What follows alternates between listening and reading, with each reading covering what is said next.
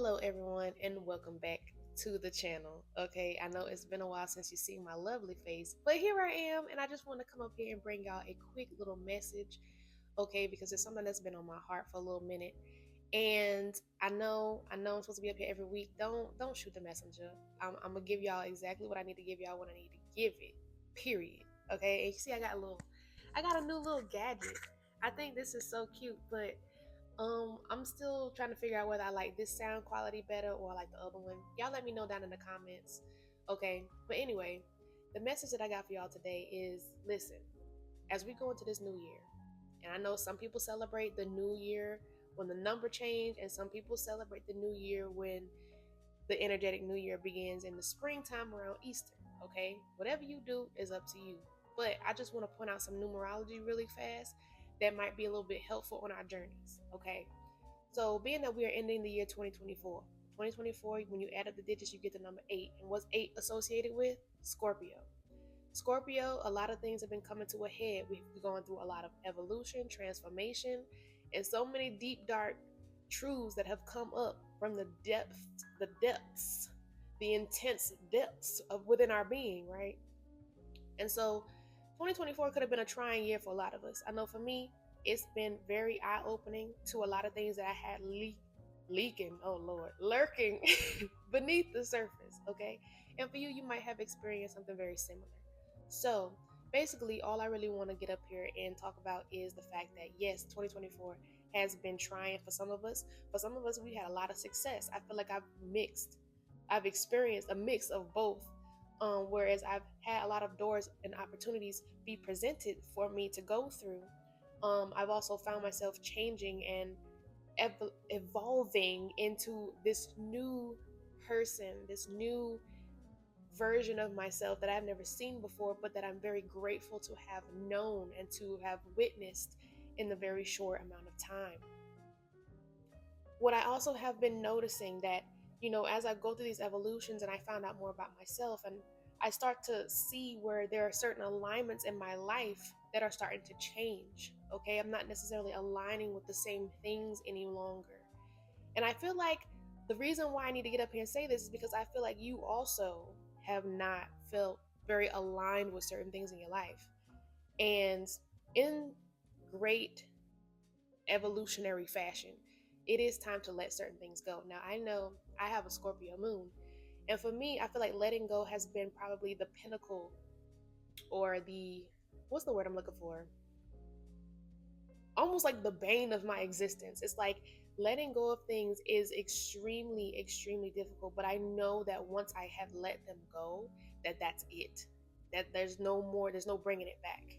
And I have a lot of my other placements to thank for that, for helping me, because at some point I feel like it's a common trait amongst Sages. And if you're a Sag and you know what I'm talking about, let me know in the comments. But it's like we hold on until every drippity drop is gone. Okay, we hold on until there's no more fabric to hold on to. And then once we finally let it go, that's it. But with Scorpio, in a Scorpio moon fashion, if you never get over the emotions, the feelings associated with that experience, that's what can make it the hardest part to let go of, right? So when you experience really difficult emotions, it can be really, really hard to let go. But I feel like also during this Scorpionic year, 2024, a lot of things have been hitting us very emotionally intensely, right? And so it's not saying that it hits us emotionally intensely so that we never let it go. But maybe sometimes it needs to be so big that you can't miss it, so that when it does come time to see or pinpoint the exact moment or the exact place where you had yourself fucked up at, the moment is there, it's very big and you can't miss it. And it's very transformative. The effects are very transformative as well.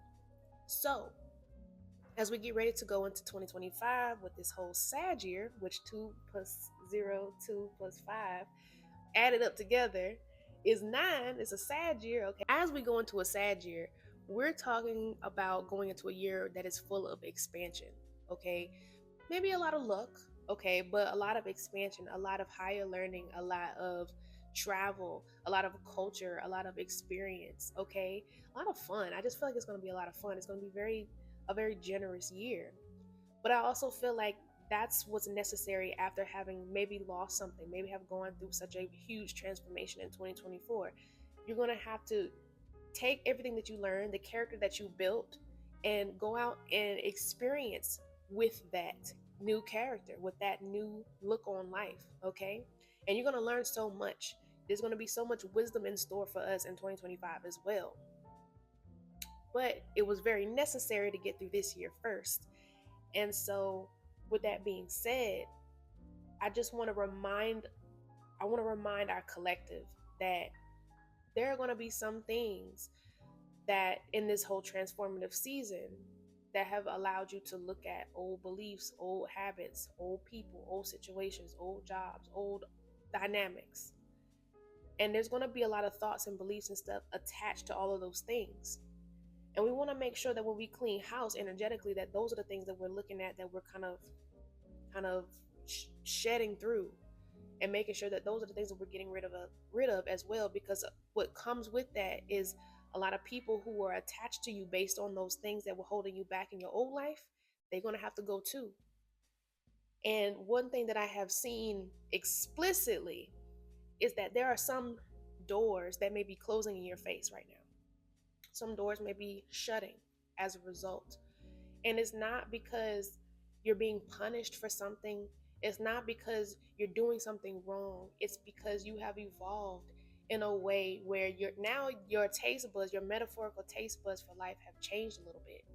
The same things that you were attracted to last year are not going to be the same things that you attract this year. Okay? And it's not because, oh, you being fake, or you acting funny. It's no, because you're evolving. You're evolving into a new person. So this new person has a new appetite, has a new set of needs, new set of wants, new set of desires, new set of manifestations, new sets of people that are going to come in to help facilitate the evolution. Okay? And not saying that every single person in your life beforehand has to go, because that's not necessarily always true. It's just that the people who are aligned with what you are aligned with now are the ones that you have to make room for them to show up. Okay?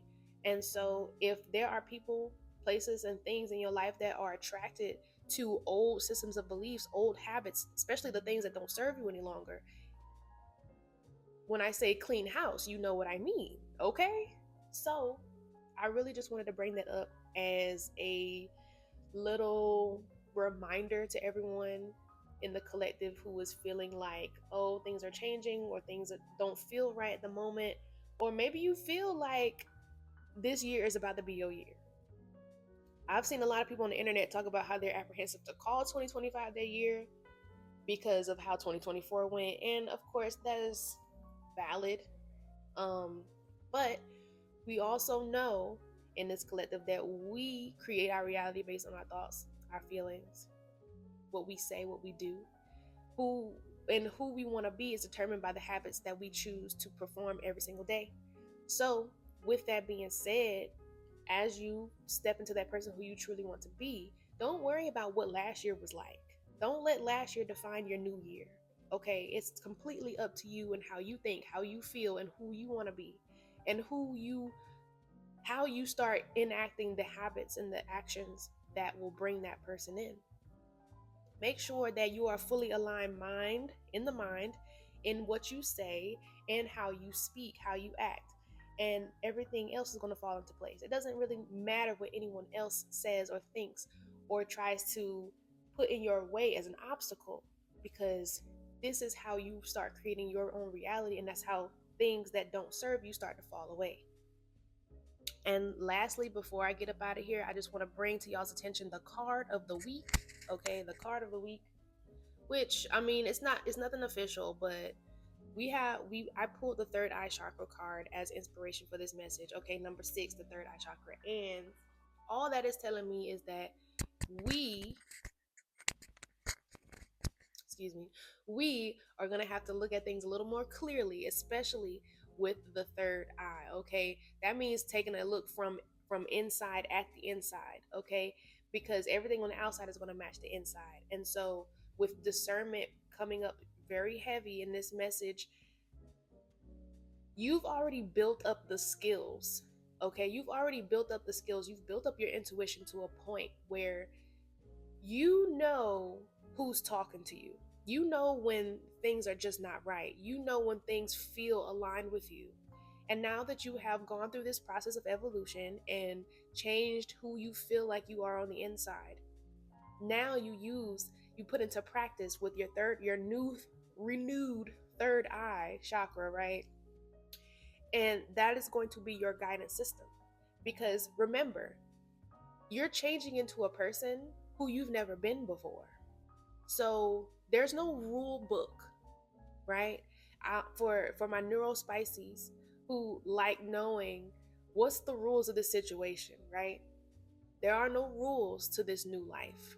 There might be rules at a new job or something, sure, but there's no new rules. There's no new rules going forward. So with that being said, the guidance system that we rely on the heaviest right now is going to be that intuition, that third eye, that gut feeling, however you like to describe it. The universe speaking to you in that small, still voice, or God speaking to you in the small, still voice, however you like to frame it, okay? That's up to you.